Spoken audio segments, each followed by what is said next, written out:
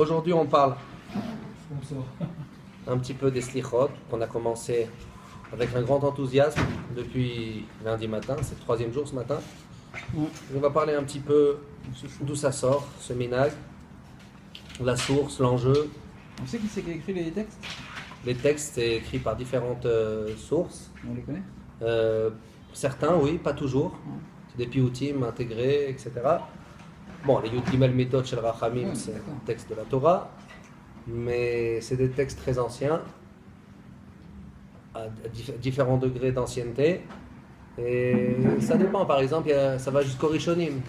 Par exemple, Imafes Rova Aken, c'est Rabbeinu Ephraim qui l'a écrit, Rishon Chashuv. C'est antique, médiéval. C'est pas quelque chose de récent. Ah non, pas quelque chose de récent, c'est un minhag très ancien, comme c'est écrit dans le Shulchan Aruch. Déjà, Noagim Lakum Be'ashmoret, la vraie heure la plus propice, on va dire, pour les slichot. Alors ça, on va parler. Ça, c'est bien que tu dises ça, parce que en Eretz Israël, il y a beaucoup de slichot le soir, et j'aimerais bien qu'on fasse du clair là-dessus. Qu'est-ce qui est mieux le soir, le matin? Est-ce qu'il y a des zmanim où c'est complètement interdit? Avant Chatzot, Mincha, en journée, celui qui n'a pas pu faire le matin, il peut faire avant Mincha, s'il trouve un minyan, on va voir tout ça. Nous, ce qu'on fait, c'est bien. Ouais. Nous, ce qu'on fait, c'est exceptionnel. Exceptionnel. Mais il y a écrit dans Shulchan Aruch, c'est parce que t'es filmé. Hein. Noagim Lakum, je vais expliquer. Noagim Lakum Be'ashmoret. Ashmoret, c'est le passage du deuxième tiers au troisième tiers de la nuit. Donc la vraie heure des slichot, c'est Be'ashmoret.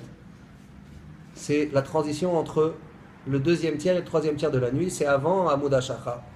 Lomar slichot ve'tachanunim merosh chodesh elul va'elach ad yom Kippourim. Et là ici, le Rama il dit, au minhag bnei Ashkenaz, c'est pas comme ça. Et là, à partir de Rosh Chodesh, donc je fais juste du shofar, et les slichot, ils les font 5 jours avant Rosh Hashanah, le samedi soir. Pour l'instant, on parle aujourd'hui du Shulchan Aruch. Alors il dit le Mishnah Brura, pourquoi à ce moment-là? Parce que la fin de la nuit, le dernier tiers, c'est la fin de la nuit. Akadosh Baruch Hu shat ba'olam, Akadosh Baruch Hu, entre guillemets, il se promène dans le monde. Il est errant dans le monde. Ve'uet ratzon, et c'est un moment propice pour être en intimité, pour être proche de lui. Uma shenahagu merosh chodesh. Pourquoi à partir de Rosh Chodesh, selon ce minhag, qui est le minhag des Sfaradim? Alors là, justement, il y a plusieurs raisons. On va essayer d'expliquer un peu, de faire de l'ordre. La première raison essentielle que tout le monde connaît, c'est que Moshe Rabbeinu, il est monté pour les troisièmes tables, 40 jours, le jour de Rosh Chodesh Elul. Les deuxièmes tables, la troisième, j'ai dit troisième table? Troisième passage, j'ai voulu dire troisième 40 jours, parce qu'il y en a eu 3. Le troisième cycle de 40 jours, pour recevoir les dernières louchot, il est monté Rosh Chodesh Elul. Et ces louchot, on le sait, c'est une combinaison de nouvelle Torah, entre guillemets, après la faute, et aussi complément du pardon total, puisque la vraie pardon, c'est Salarti Kitvarecha qui est arrivé à Yom Kippour. Le grand pardon aussi, il vient de cette date-là. Donc finalement, c'est vrai que le deuxième séjour de 40 jours, c'était pour défendre le Ham Israël, pour être pardonné, mais le vrai pardon, il a été obtenu avec les louchot shniot, dans le cadre de ce troisième séjour. Donc ça commence à Rosh Chodesh Elul. Et ils ont fait passer un chauffard dans le Machané pour pas faire encore de la Avodah Zara, pour avertir. Et donc pendant ce mois-là, dans notre histoire, ça s'est imprimé. C'est un moment propice pour le repentir et pour être vigilant de ne pas retrébucher là où on est tombé. C'est comme ça que c'est né. Donc de la faute du Vaudor au niveau Klal Israël. Et Moshe Rabbeinu qui monte le Rosh Chodesh Elul. Il y a encore une autre preuve. Ani le Dodi Vedodili, tout le monde connaît ses initiales. C'est Rosh Chodesh Elul, mais ça ne nous dit pas encore qu'il faut faire les slichot. Où on voit qu'il y a les slichot là-dedans, c'est que la mesure des 40 jours, c'est les 4 yud de la fin. Ani le Dodi Vedodili, ça on le sait, c'est sur Elul. Et si on additionne les 4 yud des Sofet et Vot, Ani yud, les Dodi, yud, Vedodi, yud encore à la fin, li, ça fait 40 jours de là. Il y a une mesure, là c'est plus une question de date. Le minhag, il vient d'une mesure de 40 jours. On veut arriver à 40 jours. On connaît la notion de 40 jours dans la Torah. 40 jours où l'embryon il prend forme, etc. On peut prier pour un bébé, pour un embryon, jusqu'à 40 jours. Après, c'est fini. 40 jours, c'est une mesure de création. De renaissance. Voilà, de renaissance, Razak. Et donc, cette mesure, d'après ce minhag, il faut commencer pour être 40 jours jusqu'à Yom Kippour. Non pas parce que Elul, il a quelque chose en lui par rapport à Moshe Rabbeinu, mais parce qu'on a besoin de dire 40 jours de Selichot. C'est bizarre parce que moi j'avais déjà fait un texte, j'avais mis un texte sur tous les 40 qui correspondaient à la Torah. Je ne l'ai pas ici. Il y a souvent 40 dans la Ouais, bien sûr. 40 ans dans le désert, Ouais. Ben Arbaïm Labina, bien sûr. Et puis il y a Ali Baba et les 40 voleurs. Razak, si tu continues, tu vas te mettre à ma place avant moi, ce sera sûrement plus intéressant. Surtout sur Ali Baba. Alors, donc ça, on va dire, c'est les choses connues. Préparation Rosh Hashanah, Yom Kippour, Zman de Teshuvah, 40 jours avant Yom Kippour, la montée de Moshe Rabbeinu, c'est des choses connues. Maintenant, il y a une autre source des Slichot, et un autre remède du Pasuk du mois de Elul. Dans Parashat Nitzavim, il y a écrit dans le Pasuk Umal Hashem Elokecha et levavecha ve et levav zarecha. Hashem, c'est lié d'Afka, cette circonstance, parce que demain on a une Brit Mila ici. Cette fois, on ne parle pas du prépuce qu'on va couper demain, Bezrat Hashem, on parle du prépuce du cœur. Parce que le cœur aussi, il a une écorce, une pellicule, qu'il faut, et plus les années elles avancent, plus elle a pris de l'épaisseur, cette pellicule. Et tout le mois de Elul, c'est d'aller au cœur, d'aller rentrer, d'aller pénétrer le cœur pour que le cœur il soit ouvert, il soit un cœur de chair, il ne soit pas bouché par justement cet or-là, ce bouchon qui est autour du cœur. D'accord. On a déjà fait ce cours avec toi sur le Mandjaz. Non, sérieux. Mais, Razak, je vois que ton cahier, on va te couper le cahier. Non, mais regarde. Pourquoi 40 jours au ciel, 4 fois 10 jours Ok, Razak, très bien. Mais il y a toujours des chidushim, écoute bien, on n'a pas fait. Tu verras bien, c'est pas exactement pareil. Je sais pas ce que c'était, mais c'était pas exactement pareil. Et donc, l'enjeu du mois de Elul, c'est d'arriver à ce qu'on ait accès au cœur. Parce que toute l'année, le cœur, il est emprisonné, il est compressé dans une orla, dans une couche. Et il dit le Balatourim, ici, regardez. Umal Hashem Elokecha et levavcha ve et levav zarecha. Et levavcha ve et levav zarecha rachet tevot Elul. Et levavcha, Aleph Lamed, ve et vav, levav. Encore un Lamed de Elul, zarecha. Pourquoi on parle de ton cœur et le cœur de ta descendance? Première question. Donc ça, il nous dit le Balatourim. Ça, on le sait. Et levavcha, ve et levav zarecha, c'est les initiales de Elul. Donc, il y a ici un clin d'œil au mois de Elul, dans cette dimension d'enlever, de retrancher le prépuce qui empêche le cœur de vibrer. Et là, il dit quelque chose de très fort, le Balatourim. Et levavcha, ve et levav rachetevot Elul. Écoutez bien, par rapport à ta question aussi. L'écart, voilà pourquoi. Naagu, les hashkim, les itpalel slichot, mirosh chodesh Elul vaelach. Voilà pourquoi on a pris l'usage, Balatourim, pour ceux qui ne savent pas, c'est le tour, c'est le fils du Roche, ça ne vient pas des terres séfarades, ça vient de l'Allemagne. Le Roche était en Allemagne, bien qu'il avait beaucoup de correspondance avec des Chachamim d'Espagne, mais lui-même il était en Allemagne. Et son fils, le tour, qui est donc pas dans les communautés séfarades, il nous dit, donc on voit que c'est un minag très ancien. Pourquoi les Ashkénazes qui ne suivent pas ce minag? Parce que le Rama, c'est intéressant, le Rama, il ramène que le minag en Ashkenaz, c'était pas comme ça. Mais lui, le tour, qui était présent là-bas, Chazak, ça s'est divisé comme ça, mais on voit que notre minag à nous, il a des sources de psukim, mais il a des sources aussi, même au-delà même des terres d'exil des Séfaradim. Les Karnagou, les Ashkim, les Itpalel, Slichot. Ça, c'est une notion de tfila, les Slichot. C'est vrai, il y en a beaucoup qui viennent aussi parce que les mélodies, elles nous réveillent, et les mélodies, elles ne contredisent pas la tefila, mais il faut faire attention de ne pas venir que pour la mélodie. Ça doit être une prière, ça doit être sincère, ça doit être un moment d'émotion sincère, d'introspection, au moins un petit peu, peut-être pas tout le temps, tout le long des slichot, c'est difficile, mais on doit être concerné par le contenu de ce qu'on est en train de dire. Mirosh Chodesh Elul Vaela. Vous savez qu'en Eretz Israël, il y a un élan exceptionnel des slichot, ça fait vibrer. Moi j'ai déménagé il n'y a pas longtemps, il y a quelques mois, j'habite à côté d'une choule. Je vois à minuit 45, moi je m'apprête à rentrer dormir, et je vois le monde qui afflue, et j'entends même de la fenêtre la force des slichot qu'il y a ici, c'est quelque chose d'incroyable. Il y a un élan très très fort. Aussi, je voyais à Ashdod, j'étais la semaine dernière à Ashdod, c'était pas encore, mais ils n'arrêtaient pas d'en parler, on sentait l'effervescence. J'ai lu une histoire intéressante dans le Halon du Rav Mazou cette semaine. Il raconte qu'à Beersheba, ça doit être il y a 30 ou 40 ans cette histoire, parce que les deux protagonistes ils sont plus de ce monde. Le Rav de la ville, le Rav Batsri, il a demandé au maire Monsieur Terner, un endroit pour faire les slichot. Mais on veut un bel endroit, il y a du monde. Vous savez que Beersheba, c'est une ville très séfarade et tout, très populaire. Il lui demande donc à partir de Rosh Chodesh Elul une salle. Alors il lui dit quelle salle tu veux. Le Rav, ni plus ni moins, il lui demande le stade de foot. Parce que le stade de foot, d'abord il contient beaucoup, mais en plus, dans une ville, en général, ça laisse pas, surtout dans les communautés populaires, ça laisse pas indifférent. C'est les endroits où on fusionne la masse, où on soulève la masse. Il lui demande le stade de foot. Et le maire, Yaakov Terner, d'ailleurs je crois que maintenant le stade il est nommé, peut-être par le mérite qu'il a donné pour les slichot, le stade il est nommé au nom de Terner, il s'appelle Terner ce stade, et, le stade de Beersheba. Il a dit on va essayer un soir. Il a dit le stade t'as pas besoin, il contient je sais pas combien, plus de 10 000 personnes, t'as pas besoin du stade, moi je te donne une petite salle communautaire, un réfectoire d'une école qui marche pas, un gymnase comme on connaît tous en France, tous les Yom Kippour, ceux qui ont dû recevoir des salles de la mairie, il y a des étapes avant d'arriver au stade municipal, avec tous les gradins et tout. Il lui dit, le stade, ça me paraît un peu ambitieux, tu sais quoi, on va essayer une fois, si ça justifie, d'accord, mais une fois on essaye, donc il y a une grande pression. Le Rav Terner, il a fait passer le bruit dans la ville que... Le Rav Terner, ça fait 2 fois. Le Rav Batsri, il a fait passer le bruit dans la ville qu'il y aura des slichot à telle date. Il y a eu plus de 10 000 personnes. Ils ont fait les slichot tout le mois. Après, c'est devenu un minag. On fait au stade les slichot. Jusqu'à aujourd'hui? Et je sais pas jusqu'à aujourd'hui. J'ai lu cette histoire.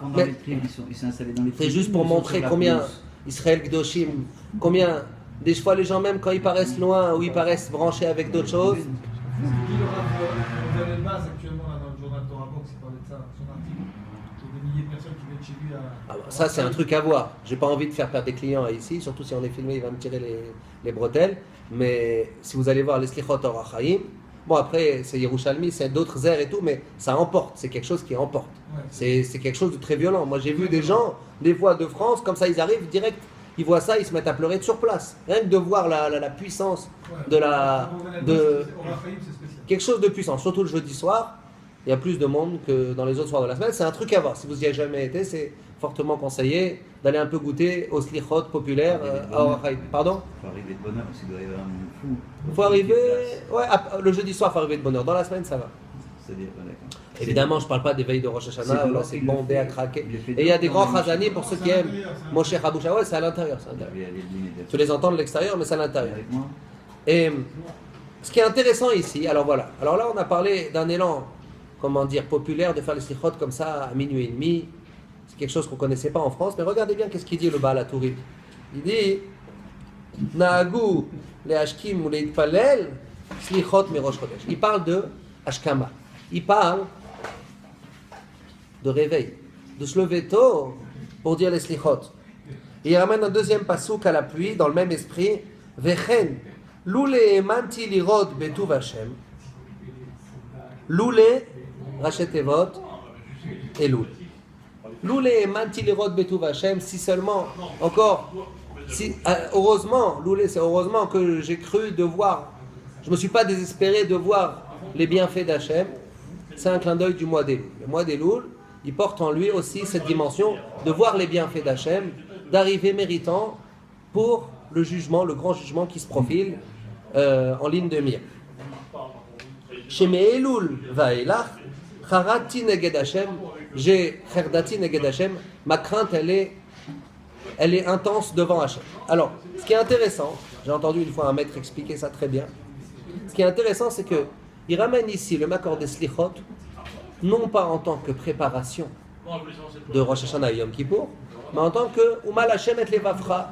Et Elul lui-même, il a une ségoula. On n'est plus ni dans les 40 jours de Moshe, pas plutôt dans le Rosh Chodesh Elul, date où Moshe est monté, on n'est plus dans les 40 jours, mesure de Selichot, on est dans la ségoula du mois d'Elul lui-même, qui porte en lui ses initiales, de Loulé et Manti Lerod Betuv Hashem, ou alors ou Malachem et Levavcha et Levav Zarecha, sous-entendu le Elul lui-même a quelque chose en lui qui justifie les slichot. Au-delà qu'il est proche de Rosh Hashanah. C'est quoi la sgoula de Elul? Alors lui il a expliqué, Alpi, selon les commentateurs, qui font lier ce pasouk avec un autre épisode très triste dans la Torah, qu'on lit à Tisha B'Av, qui s'appelle Kitolit Banim Uvne Banim. Vous voyez, c'est symétrique. Là, où Malachem et Levavcha et Levav Zarecha, Hachem il va circoncire le prépuce de ton cœur et celui de tes enfants. Ça, c'est un mouvement. Et le mouvement inverse, c'est quoi? Les enfants. Le mouvement inverse, c'est Kitolid banim uvne banim venoshantem baaretz veishratem vaasitem pesel temunat kol. Le passage qui raconte. Tu vas vieillir sur terre. Venoshantem baaretz, tu vas te sentir à l'aise. Des années, tu as déjà eu 2 générations. Kitolid banim uvne banim en Eretz Israël. Et le passage qui raconte qu'on va commencer par excès de confort et de tranquillité et d'aisance à pratiquer la Avodah Zarah.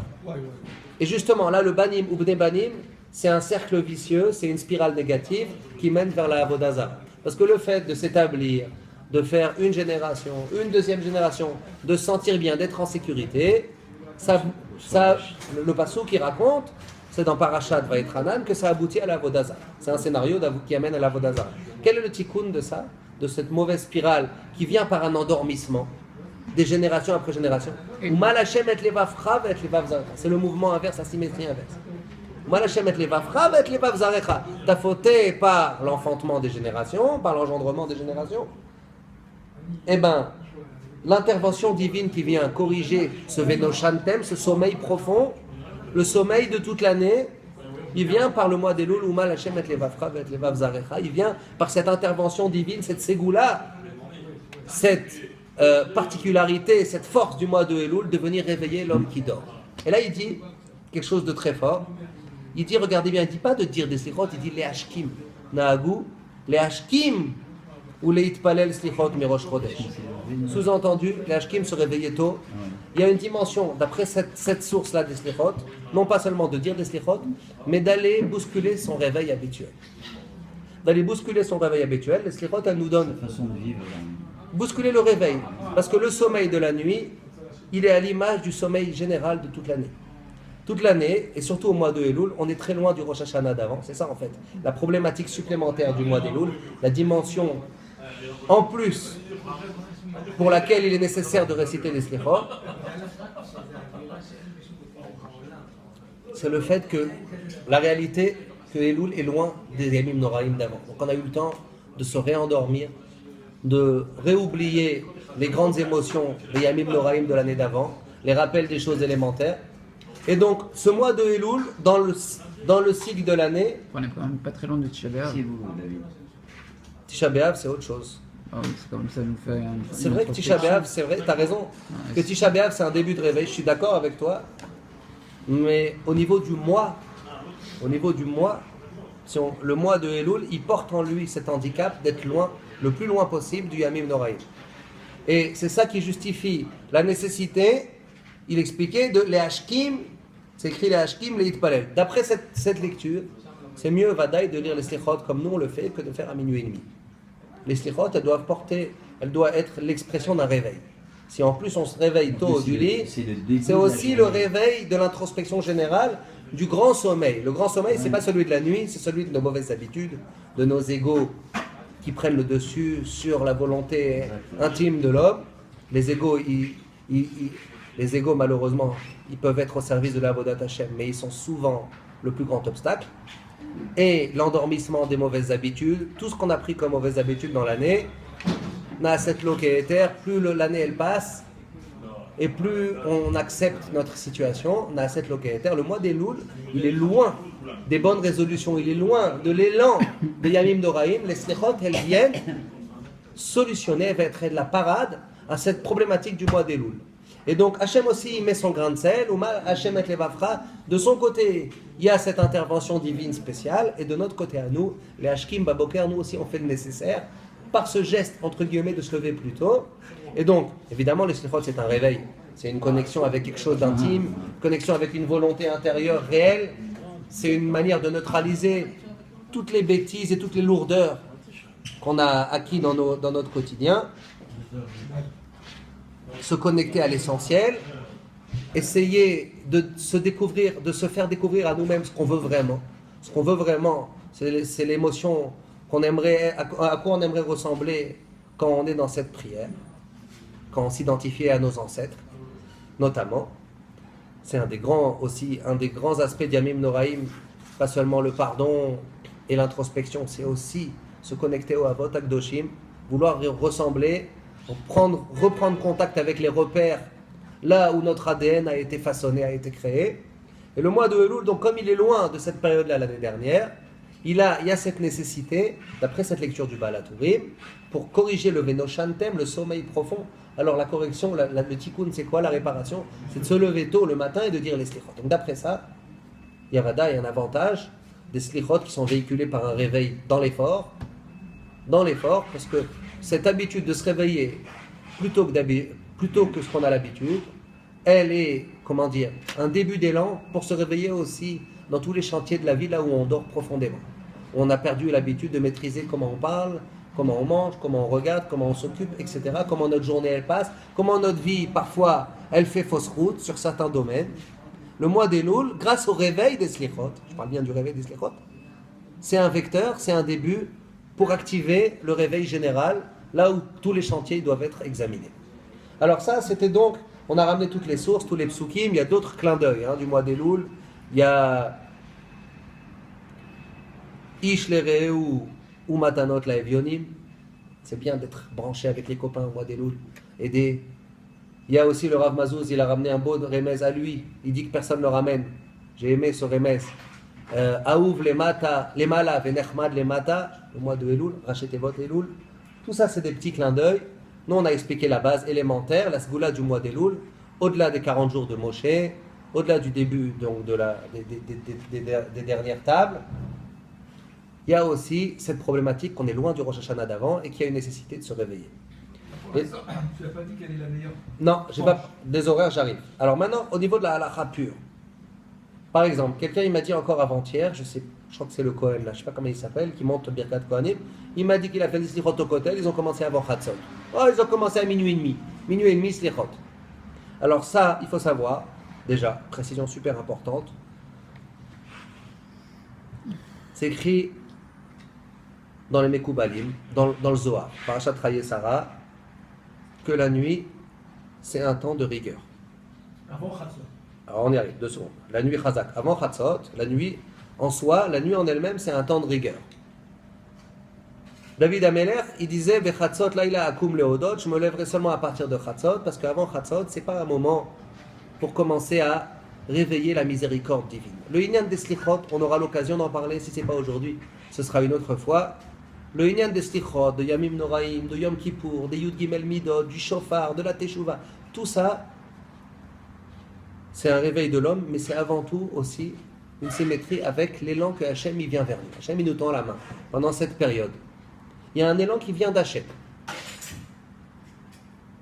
C'est pas juste je négocie mon mishpat, je m'arrange pour m'en sortir avec le procès. Il y a de la rachamim du côté d'Hachem. Rappelez-vous la vie de Rébi, on aura l'occasion d'en parler. Lui il pense que Yom Kippour il est mechaper même sans rien faire. Itzumo shel Yom mechaper. Même le bonhomme il fait rien. Il ne fait pas de teshuvah, il est pardonné par le Yom Kippour. Alors on n'est pas posé comme ça, il faut faire teshuvah.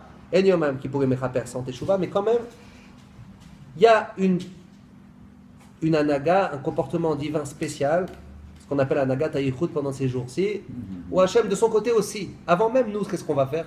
Lui aussi il veut pardonner, et on va expliquer d'où ça vient. Pourquoi il y a des jours comme ça où dans l'année Hachem il veut pardonner plus que d'autres jours, et pourquoi de son côté à lui, il y a la main qui est tendue pour s'approcher, pour se rapprocher, pour se restaurer, pour se refaire une santé, pour repartir à nouveau, pour être pardonné, mais aussi, pas seulement pour être pardonné de la dette, mais aussi pour être libéré de toutes les emprises du Baal, les pgamim. Parce que le Yom Kippour, c'est pas juste déchirer la dette, c'est se libérer de toutes les tâches. La faute, au-delà de la dette et au-delà qu'un jour il va falloir payer pour la faute, ou le manque à gagner, ou au-delà de ça, elle nous emprisonne dans une réalité, la faute. Elle imprime sur nous une réalité, une personnalité. Un homme est façonné par ce qu'il fait, par son passé, par son passif. Et ces jours-là, ils ont la force, évidemment avec la Teshuvah, mais ils ont la force de nous libérer de tout ça. Il y a beaucoup de preuves.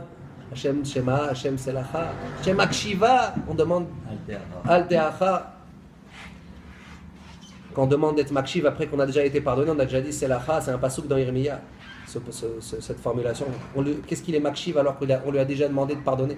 On dit Makshiv c'est plus fort que Shema. On a dit d'abord Hachem écoute, Hachem pardonne. Maintenant Hachem écoute vraiment et fait. C'est quoi ce fait là? qui a été demandé après qu'on lui a demandé d'être Makshiv. On a déjà exprimé le pardon, on a déjà demandé qu'il écoute pour nous pardonner. Qu'est-ce qu'il y a encore à écouter d'encore plus? Qu'est-ce qu'il y a d'encore plus après le pardon? Encore plus fort que le pardon, c'est la tâche de la faute, l'emprise, la réalité de la faute sur nous, dans notre habitude, dans notre quotidien. Ça, plus la teshuva elle est forte, elle est sincère, plus on est connecté justement avec cet élan qui vient d'Hachem. Mais une fois qu'on a fait le chouva et qu'Akadosh Baruch Hu, il a pris du Tipex, il a rayé tout, il a mangé tout. Alors, un des grands principes, Razak, pour ta question, elle me permet de préciser un des grands principes de la teshuva. On aura peut-être, je ne sais pas si on va faire un peu de Sharet Teshuva cette année de Rabbeinu Yona. Non, mais c'est une bonne question. Oui, oui, non, mais C'est une bonne question. Et ce qu'il faut répondre, c'est que la teshuva, c'est peut-être l'idée la plus centrale, ce que je vais te dire maintenant, qui ressort du Sharet Teshuva. Tout un livre entier, mode d'emploi de la teshuva, de Rabbeinu Yona. La teshuva, c'est pas blanc ou noir. Ça, c'est une erreur fatale de croire que ou j'ai fait teshuva ou j'ai pas fait teshuva. Et même, on est tous à cette table des balais teshuva, d'une certaine manière, ça s'arrête jamais. On peut rajouter, on peut embellir. Il y a des degrés de lavage. Il y a des lavages qui gomment complètement. Il y a des gommages partiels. Il y a des... etc. Et il y a des manières où l'habit, il est même embelli du passé qu'il a, de toutes les aventures qu'il a passées. Parfois, un habit se bonifie avec les tâches qui ont été gommées. Ça arrive aussi que les fautes, elles deviennent des mérites.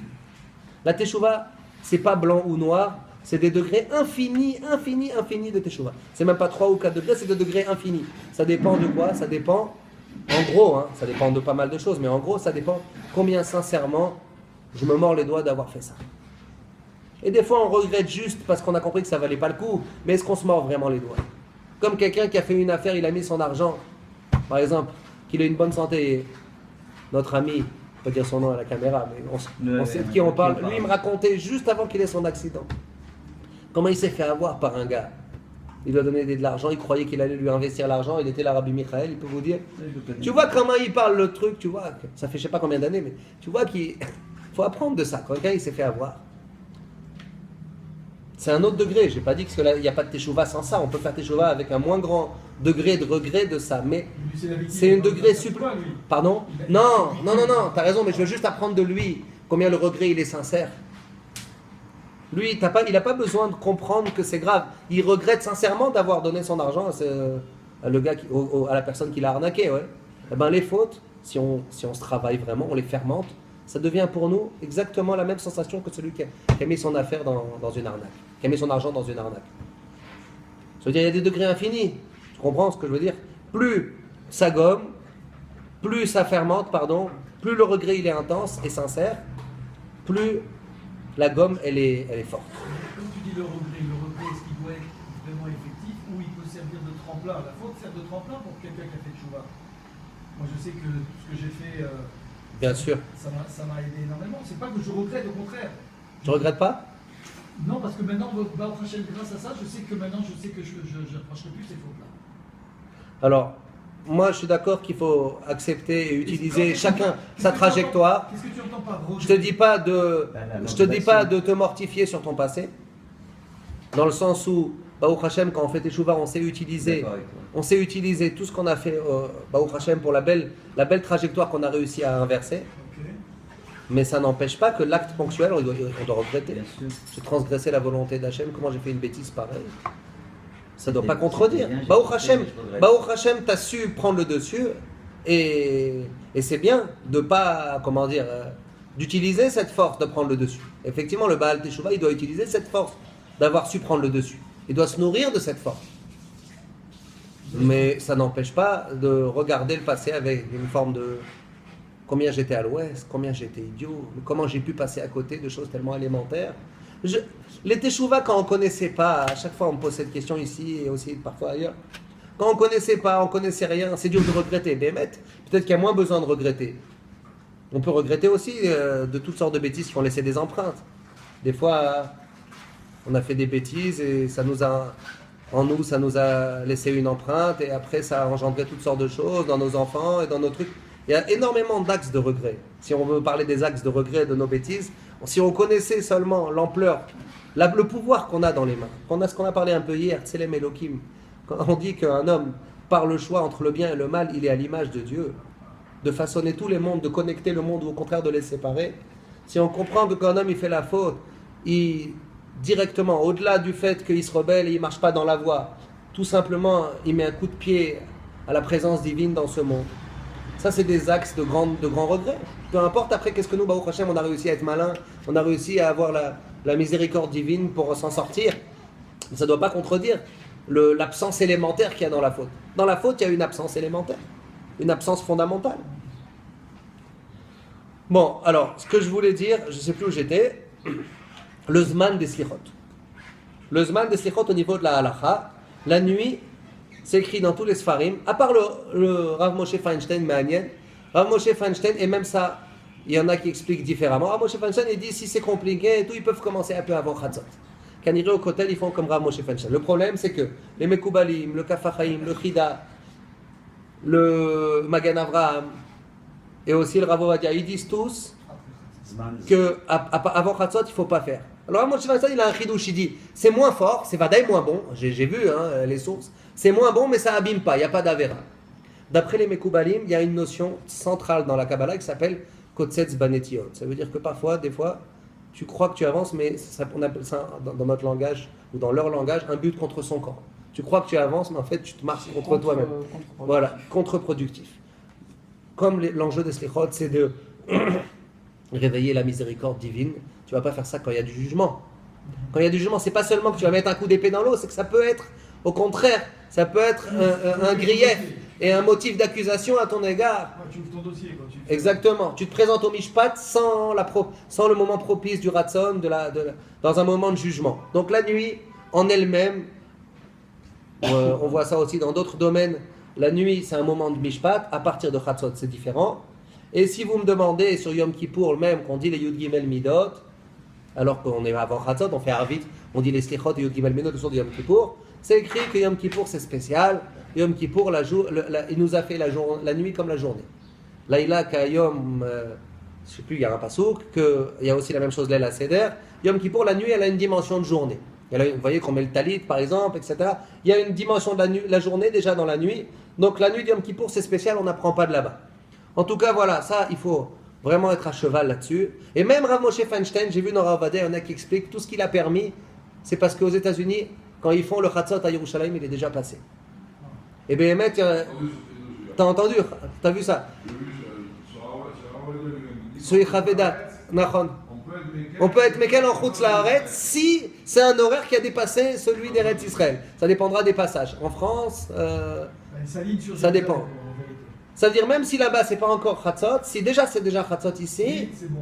On peut s'appuyer sur ça. C'est pas Goref, c'est pas total, mais en tout cas il veut limiter le Rav Moshe Feinstein seulement là-dessus. Donc ceux qui vont au Kotel et qui leur font avant Chatzot, qui attendent pas minuit 43 en ce moment, ça s'appelle leur sujet. Non, ça passe pas. À l'étranger, si on est après Chatzot d'ici, peut-être que ça peut passer. Même Rav Moshe Feinstein, il n'est pas cholek sur tous ces avis qu'on a cités, Beikar dans les Mekoubalim. Les Mekoubalim, ils ont vraiment averti de ne pas faire cette chose-là. Ça s'appelle, comment dire, nager à contre-courant. Et donc, c'est pas seulement que c'est moins propice, c'est même négatif. À la limite, il vaut mieux pas dire que dire à ce moment-là. C'est interdit de dire à ce moment-là. Mincha, on sait aussi dans la Kabbalah que c'est un zman de din. Il y en a qui ne se coupent pas les cheveux d'après la Kabbalah, après Chatzot. C'est un zman de din, Mincha. Ça, il dit le Kaf HaChaim clairement. On voit bien que tous les Mincha, on dit des Yud Gimel Midot, et on dit des Tachanoun. C'est vrai qu'il y a un peu de din à Mincha, mais le vrai din, c'est la nuit. Ça veut dire c'est Vadaï moins propice dans la hiérarchie, c'est moins propice. Et il y a un usage comme ça, notamment chez les Avrechim, ceux qui ont du mal à dire, qui ne sont pas levés le matin, ils font un minyan de Slichot avant Mincha. Et bien que Mincha aussi, on a l'usage de dire, on le sait, c'est un moment de jugement, où le jugement il prend le dessus, mais le Kaf HaChaim il dit que le vrai jugement qui est négatif et qui peut, c'est le soir. Comme on le voit bien que tous les Mincha, on ne s'empêche pas seulement à Yom Kippour, tous les Mincha dans toute l'année, on ne s'empêche pas de dire des Yud Gimel Midot et de dire des Slichot, des Tachanonim, alors que normalement on donne pas on se flagelle pas quand il y a déjà un élan d'accusation dans l'air. Et donc on voit de là que la vraie kpeda, le vrai attachement, c'est de ne pas les dire la nuit. Donc on répète, on a dit d'après le Baal HaTurim, le mieux c'est que les Slichot elles expriment un réveil. Un réveil, ça veut dire se lever un peu plus tôt. Le vrai Zman Bichlal idéal, les anciens, les Vatikim, comme c'est écrit dans Shulchan Aruch, c'est Ashmoret, c'est la transition entre la deuxième tiers et la troisième tiers, parce que là, Kadosh Baruch Hu, il est... Entre Chatzot et le lever du jour. Non, tu divises la nuit en 3. Ashmoret, c'est tu divises la nuit en 3. C'est le passage entre le deuxième tiers et le troisième tiers. Ça correspond. Il faut consulter les calendriers. Je sais pas, je suis tellement pas cher avec cet horaire que je sais pas, ça doit être vers 3 heures, un truc comme ça, j'imagine. Je sais pas, peut-être 2 heures. Je sais pas. Donc c'est le matin. Non, avant le net. C'est avant le net. C'est avant le net. C'est justement, c'est après Khatzot. C'est dans la nuit. C'est mamage dans la nuit. C'est Vadaï après Khatzot. Après Khatzot. Avant Hamoud HaShachar. Bien sûr. Ça, c'est la meilleure tranche. La plus propice, c'est les premières places. C'est là où c'est vraiment la connexion facile, on va dire. VIP, si tu veux. Et on a dit, à partir de Khatzot, c'est bien, ça passe, il n'y a pas de problème. C'est d'usage. Le matin, peut-être c'est mieux de bousculer son réveil pour être dans l'esprit du réveil, comme on a ramené du Baal HaTurim, les Hashkim, il lui disait les Hashkim. Le Ikar des Sichot, c'est de susciter un réveil général sur nos mauvaises habitudes. Et ça s'active par le réveil un peu douloureux, un peu l'effort du réveil des Slichot. Et après Mincha, ça passe, c'est moins bien, mais ça passe. Et là où c'est formellement, on a dit pas recommandé, et même interdit, c'est la nuit avant Khatzot. Donc pour tous ceux qui vont à des minyanim de Khatzot, il faut bien faire attention de commencer les Slichot à minuit, à pile à Khatzot, et pas avant. Encore hier, il me disait qu'au Kotel, ils avaient commencé plus tôt. Alors ça, c'est par rapport aux Zman des Slichot. Est-ce que j'ai tout dit? Je crois bien que oui. Alors maintenant, quelle heure il est? Donc nous, on est dans la troisième catégorie. Non, nous on est très bien. On est très bien. Je t'ai dit qu'on était très bien. On est au matin, on est au réveil. Je sais pas vous, mais moi, je me lève pas à 6 heures toute l'année. J'aimerais bien, mais je me lève pas à 6 heures. Donc, des fois même plus tôt. Donc, il y a cette notion de se relever tôt, plus tôt que d'habitude, pour dire les slichot, de bousculer son confort habituel. Et il y a cette notion du matin. À mon humble avis, d'après ce Baal HaTurim, c'est vadaï mieux de dire comme nous on dit que de dire à minuit 45. C'est vadaï mieux de dire comme nous on fait que de dire à minuit 45. Parce que ça entraîne un réveil, les hashkim, plus tôt que d'habitude. Évidemment, le vrai réveil, il y en a qui vont nous dire qu'on est des fainéants, même à 6 heures c'est déjà un horaire de fainéants si vous demandez aux anciens, mais au moins au niveau personnel, c'est une forme de réveil, de bousculer ses habitudes, chacun selon comment il a l'habitude de prier dans l'année. Alors, moi je vois que Rav, si vous pouvez le faire à 4 heures du matin. c'est bien ça pour le bébé. Non, mais il plaisante pas, c'est. Non. La nuit qui précède la Brit Mila, c'est une nuit très importante pour le bébé. Bilala. La Bilada, il faut étudier, Bigdusha, et aussi la Seuda du Brit, il faut qu'il y ait des divrei Torah. Et du pain. Berit Vetorah, on a déjà parlé de ça. La force dans l'étude de l'enfant, elle dépend beaucoup de la Seuda de la Brit et de la veille de la Brit. Il y a des exemples à ça, le Ben Ishra, il parle de ça. Donc c'est important de se soucier qu'il y ait des divrei Torah cette nuit-là qui accompagnent la Brit. Il n'y a pas de Brit sans Torah, et il n'y a pas de Torah sans Brit. Si on ne garde pas la Brit Mila, on ne peut pas comprendre, on ne peut pas étudier la Torah. Et si on n'étudie pas la Torah, on ne peut pas garder la Brit Mila. Ce sont deux entités qui se complémentent, ce sont deux diamants sur la même couronne. Et c'est toujours, d'ailleurs dans le Birkat Amazon, on dit la Brit, d'après nous, les Sfaradim, on dit Brit et Torah séparément, on dit Brit et Torah ensemble. Ça, il faut être bien conscient que nos enfants, si on veut espérer qu'ils marchent dans la voie, on doit les renforcer sur ces deux axes. L'axe de la Brit Mila, les protéger de toutes les choses qui portent atteinte à l'alliance élémentaire, l'alliance dans la chair, la couronne qu'il y a sur notre chair, la préserver, et ça passe évidemment par la connexion à la Torah. Il n'y a pas de Brit sans Torah, et il n'y a pas de Torah sans Brit, ça marche ensemble. Et c'est la Mahala d'Eretz Israël, qu'on est rentré en Eretz Israël, Bisrout, Berit Vetorah, Ad Kedekach, Tosfot, ils disent les femmes, elles disent pas Birkat Amazon de Horaïta, peut-être, c'est ça fait de la Gemara, parce qu'elles n'ont pas Brit Vetorah, ça veut dire que tu ne peux pas remercier sur Eretz Israël si tu n'intègres pas la dimension de Brit Vetorah. Tout Eretz Israël, la force d'Eretz Israël, c'est d'être un cadre spirituel pour vivre ces mitzvot-là, c'est pas juste que je me sanctifie quand je la fais, c'est des mitzvot qui nous façonnent de l'intérieur. Celui qui a de la Torah en lui, celui qui préserve sa Brit Mila, qui a la Brit Mila, il est une autre personne par rapport aux autres. Le Eretz Israël, elle a cette force d'être un cadre de spiritualité, un cadre de proximité, et ça passe par l'accomplissement, l'aboutissement du Berit Vetorah. Et c'est la femme qui n'a pas Brit Vetorah, elle ne fait pas Birkat Amazon. Pourtant, Birkat Amazon, je ne remercie pas que là-dessus. Je remercie sur la bonté de cette terre, sur le pain magnifique, sur les 7 fruits, sur la générosité de la terre au niveau agricole. C'est ça le Birkat Amazon au Pshat, au niveau du Pshat. À la Haaretz HaTova, Shanatan Lach. Haaretz HaTova, c'est les fruits de la terre. Eh ben non, celui qui n'a pas la dimension spirituelle d'Eretz Israël, il ne peut pas remercier non plus sur les bienfaits matériels de la terre.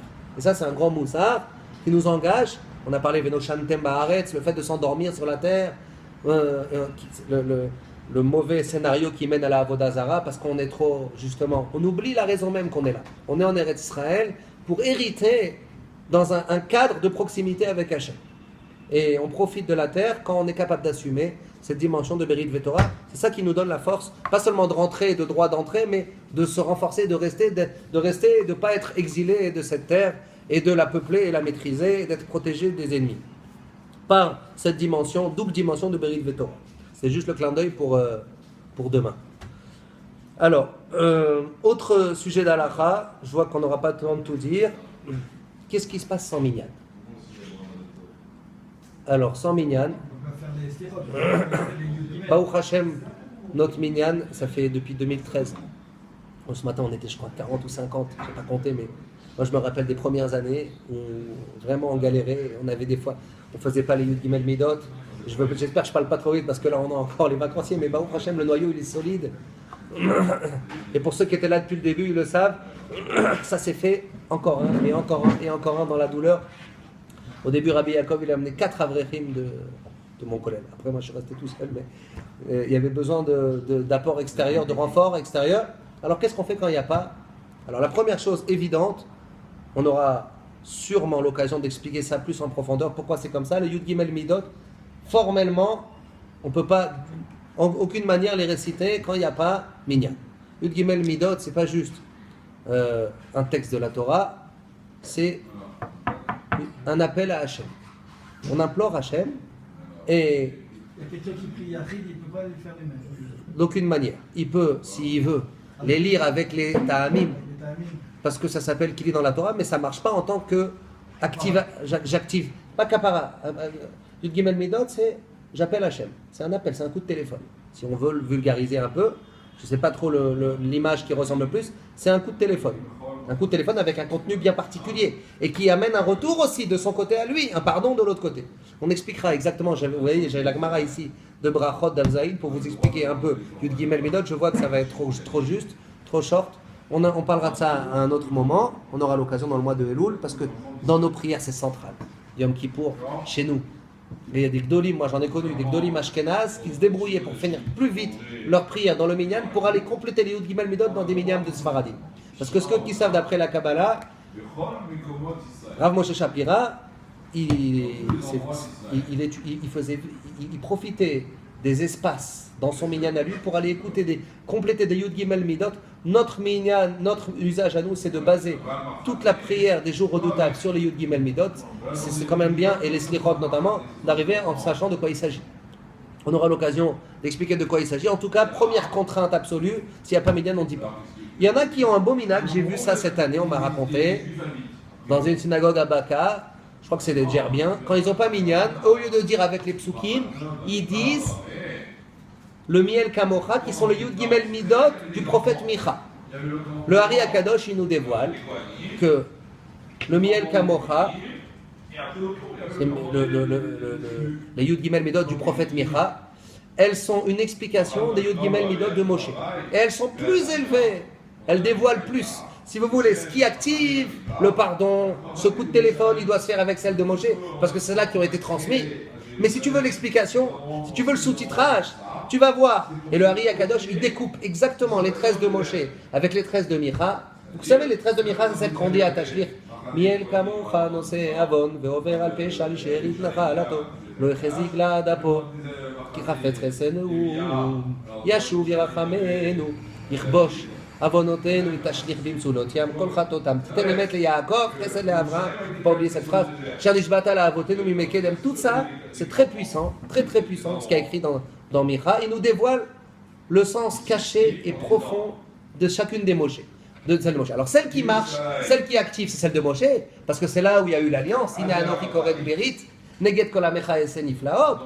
C'est sur celle de Moshe. Mais si on veut comprendre de quoi il s'agit, on va voir celle de Micha. Alors, quelqu'un il m'a dit à Baka, j'ai trouvé ce minag juste, beau minag. Au lieu de dire dans les ta'amim, on implore, mais avec celle de Micha. On dit le commentaire, ça ne marchera pas. C'est sûr que ça ne marchera pas. Celles qui marchent, celles qui ont la ségoula d'activer le pardon, De toute façon, ça marche pas. Quand il n'y a pas minyan, on ne peut pas téléphoner. Pour faire ce coup de fil, il faut être 10. Il faut être un klal Israël.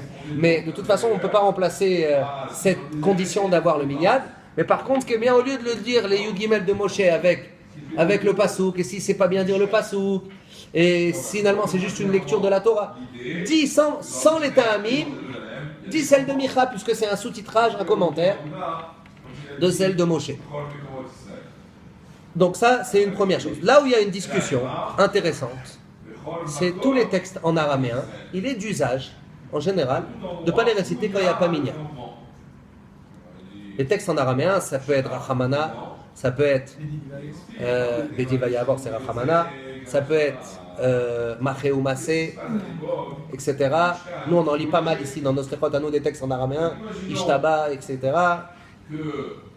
Benafik, comment ça s'appelle, Utslote de Kol Chai, Kodamar Selika, tout ça c'est de l'araméen. Il y a une Gemara intéressante dans Shabbat, page 12. Shabbat, ça, le Kol Chai. Pardon? Shabbat, ça. Toi tu parles de Nishmat Kol Chai, moi je te parle de Utslote de Kol Chai, la prière de chacun. Demain je te fais bliver un petit signe, quand on y arrive à cet endroit, tu verras qu'il y a écrit Kol Chai mais dans un autre contexte. Il y a aussi la radio si tu veux, la radio. Quelque chose et on me met en... Intervention non retenue.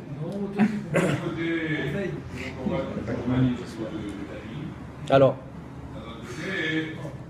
il y a une Gemara dans Shabbat Daf Yud Bet, intéressante, où Rabbi Yochanan il dit là-bas, un homme il ne devra jamais prononcer sa prière seul en araméen. S'il est en tzibour, c'est pas grave. Seul, il ne doit pas énoncer sa prière en araméen. La Gemara elle ramène une anecdote que deux chachamim étaient devant exprimer une requête en araméen. La Gemara ramène une anecdote là-bas où il y a deux chachamim, dont j'ai oublié les noms, qui ont prié en araméen pour un malade sans être minyan. La Gemara demande, et voilà, ils ont prié en araméen. Qu'est-ce que tu me dis toi qu'on ne peut pas en prier en araméen sans minyan? Non, il n'est pas mort. Pourquoi? La Gemara elle répond, le malade c'est spécial parce que la Shrina elle est au-dessus de son lit. Qu'est-ce qu'il y a écrit dans cette Gemara? Ce que je vous dis c'est Al-Pi Rashi là-bas et les commentateurs. C'est que quand il n'y a pas minyan, il y a besoin des malachim pour faire élever notre tefila. Et d'ailleurs, il y a des écrans. Tous les psoukés des Imra, avant, on commence la Hamida, pour ceux qui ont l'habitude un peu de négliger les psoukés des Imra. Les psoukés des Imra, ils viennent enlever toutes les accusations qui peuvent faire écran à notre prière. Les psoukés des Imra. Je ne parle même pas des corbanotes avant, etc. Tout ce qui est en préambule de la tefila elle-même, c'est des étapes nécessaires pour que la connexion, elle soit pure. Elle soit sans aucune interférence et sans aucun corps étranger qui vient s'interférer. Et il dit comme ça, on revient toujours à la table. Et il dit comme ça, écoutez bien, il dit, dans un malade, il y a la shrina sur sa tête, tu n'as pas besoin du malach pour faire monter ta prière. Et quand tu es tout seul et il n'y a pas de shrina, là on voit la différence, c'est quoi prier Betsibour et pas prier Betsibour. Il ressort de cette Gemara clairement. Quand on prie sans Tsibour, il y a besoin d'un malach qui arrive faire l'effort d'amener votre tefila à destination. Quand il y a minyan, on est directement devant Hachem. Or le problème des malachim, c'est qu'ils ne peuvent pas faire la mission en araméen, parce qu'ils ne comprennent pas l'araméen. Comme ça, il dit Il y a une grandeur à l'araméen, il y a une puissance. La sgoula de l'araméen, c'est un autre sujet. Toute la Gemara, elle est en araméen. Mais Akadosh Baruch Hu, justement, des fois on veut éviter des fois les malachim aussi avec l'araméen. C'est un avantage, ça peut être un avantage. Si tu n'as pas besoin d'eux, des malachim à charrette, les mauvais malachim, tu les arnaques avec ça. Ils ne comprennent pas. Il y a des malachim. Akadosh Baruch Hu, le Ramchal, il dit dans Derech Hashem que il a créé son monde en haut comme le monde d'en bas. Ça veut dire que le jugement d'en haut, c'est avec des malachim qui viennent accuser, même bien qu'il sait tout, mais ça marche comme avec des accusateurs, avec des témoins, avec des juges, etc. Quand un homme il a des fautes et il prie en araméen, il peut réveiller les accusations, il prie en hébreu, pardon, et les malachim ils comprennent qu'est-ce que tu demandes. Si tu ne mérites pas, peut-être qu'il y a des accusations. Si tu pries en araméen, alors le même inconvénient que quand il n'y a pas minyan, la prière elle ne monte pas, puisque le malach il ne comprend pas ce que tu veux, il ne comprend pas l'araméen, il peut devenir un avantage quand tu es devant Hachem, grâce à l'hébreu, grâce à l'araméen, le malach il ne peut pas venir accuser. Est-ce que vous avez compris ça? C'est-à-dire que toute une prière doit être en araméen quand on est en minyan. Alors, d'accord, il y a cette notion, Khazak, toutes nos prières, je ne sais pas. Les Anshek Knesset Agdola, ils ont institué là où ça devait être comme ça en araméen. En tout cas, d'après cette Gemara, ça ressort qu'on ne cite jamais, on formule pas de prière en araméen quand on est seul. Pourquoi? Parce que le malach, il ne peut pas faire progresser la prière, vu que on ne comprend pas de quoi il s'agit. Maintenant, il a ramené, le Rav Mazouz, j'ai vu, il a ramené que les Djerbiens, le Rambam, il n'a pas ramené Rabbi Yochanan, il a ramené aussi des Géonim, Ravaï Gaon, etc. Ils n'ont pas ramené Rabbi Yochanan. Il a ramené des usages qu'ils disent quand même en araméen, parce qu'ils disent les slichot, c'est spécial, on est directement devant Hachem. Les slichot, c'est pas comme, même si on n'a pas minyan, c'est que devant Hachem, directement, il y a une proximité spéciale des slichot. Peut-être ça dépendra des horaires, d'après ça. Rappelez-vous le début du shiur. On a dit il y a des différences d'horaire. Si c'est Hashmoret, c'est une chose. Si c'est à Chatzot Laïla, que c'est pas mal, mais bon, Chatzot Laïla encore c'est bien. Si c'est avant Mincha, on a dit c'est toléré, mais c'est pas top. Peut-être là on a oui besoin des malachim. Et il y aura encore plus besoin de s'abstenir de réciter en araméen. Est-ce que vous avez suivi la connexion entre la partie d'avant du shiur et cette partie maintenant? Je répète, j'ai l'impression que j'ai pas été bien compris. Ou suivi, je ne sais pas. Un des deux. Je répète. Le minag des Djerbiens et de d'autres communautés, des Thémanim, etc., c'est que même quand ils ne sont pas minyan, ils font en araméen. Pourquoi? Parce qu'ils disent Sichot Hachem directement, il n'y a pas de malachim. Donc c'est pas grave, il n'y a pas de problème de Rabbi Yochanan, que le malach ne comprend pas l'araméen, donc il ne peut pas servir et amener ta tefila à destination, puisque les Sichot c'est directement devant Hachem. Donc même sans minyan, c'est pas comme une tefila normale, habituelle, où sans minyan, il y a besoin du malach.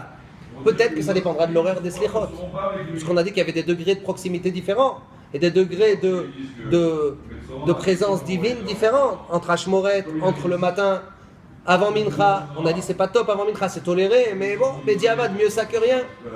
Peut-être qu'avant Mincha, il y aura une plus grande gravité s'il n'y a pas minyan à ce moment-là, de ne pas dire en araméen, puisque là, Béhémet, il y a moins de proximité. Alors, d'après cet usage-là, je vois qu'il est l'heure.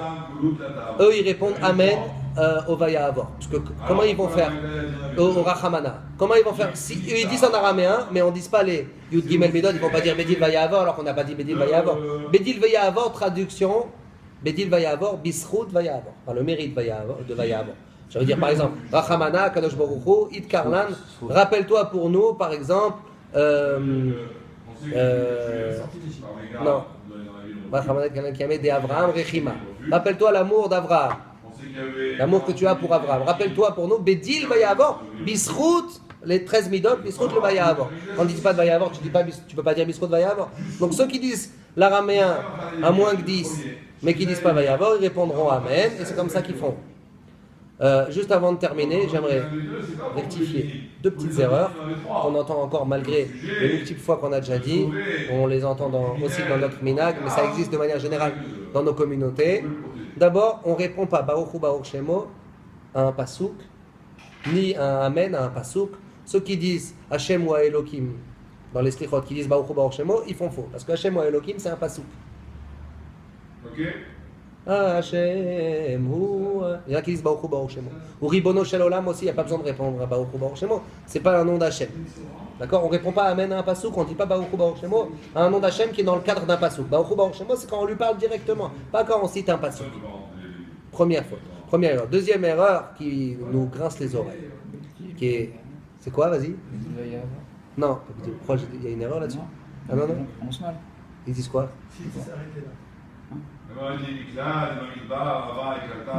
Ça s'est arrêté? Ah non, je veux pas que ça s'arrête sur ce que je vais dire maintenant.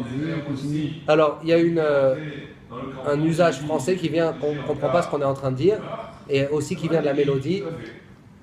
On demande à Hachem de nous pardonner, de nous gommer, de nous libérer de la dette et aussi de nous libérer des bgamim, des tâches et des mauvaises habitudes et des emprises du mal sur nous. Et à un moment on dit va assez, al teacha, fais et ne retarde pas. Et dans nos communautés, à cause de la mélodie, on entend souvent les gens qui disent va assez, al teacha. Et là, la faute elle est double, parce qu'au lieu de dire fais et ne retarde pas, il dit va assez al, ne fais pas, teacha, repousse, retarde. Donc là, non seulement il abîme le assez, mais il annonce aussi, il abîme aussi la teacha, c'est la double peine, il a tout cassé. Donc voilà pourquoi c'est un petit coup à prendre. Après Vaasé, on marque une césure, comme on aimait nous dire, nous enseigner dans les cours de français. Vaasé, al teacha, et pas Vaasé al teacha. Voilà. Baruch Adonai leolam. Amen ve amen.